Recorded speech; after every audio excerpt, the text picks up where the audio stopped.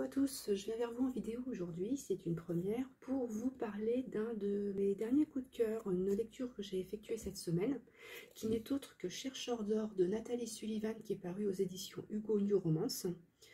Donc dans ce livre, nous allons suivre Lia, qui est architecte et qui est en avion avec son patron et d'éventuels clients pour aller voir un site en Alaska.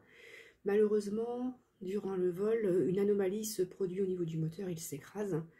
Et Lia est la seule survivante et par chance, dans ce secteur qui est très éloigné de toute civilisation, se trouve Stanford qui a choisi d'habiter dans un chalet seul pour X raisons que nous allons découvrir tout au long de ce roman.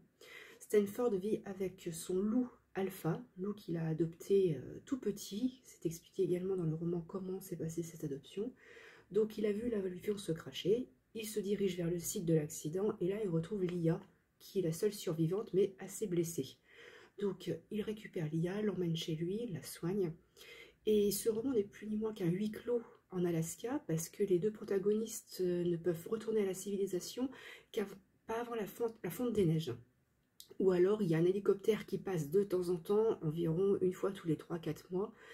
Donc ils vont devoir apprendre à vivre ensemble, à se connaître, mais également à surmonter les traumatismes, car Lia a naturellement des traumatismes dus à son accident, mais on apprendra également au fil de la lecture que Stanford a pas mal de traumatismes également qui le bloquent et qui font qu'il s'est réfugié dans ce pays et éloigné de toute civilisation.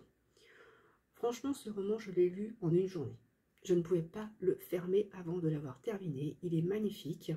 Il n'est pas cru comme certains romans Hugo Romans, comme le dernier que j'ai lu, voilà, j'en parlerai pas. Franchement, il est beau, il est doudou, on a l'impression d'être en Alaska, on a l'impression d'être dans le chalet en bois. Moi, j'adore, franchement, j'adore cette ambiance, je vous le recommande. Donc, il est en poche, donc 7,60, ça va, c'est pas cher. Donc, allez-y, n'hésitez pas, si vous aimez les huis clos, l'ambiance froide, des romans doux, où il y a forcément, on sait qu'il va y avoir de l'amour dedans, mais de l'amour délicat. N'hésitez pas, foncez, franchement, je vous le conseille. Je vous souhaite à tous de bonnes lectures et à bientôt.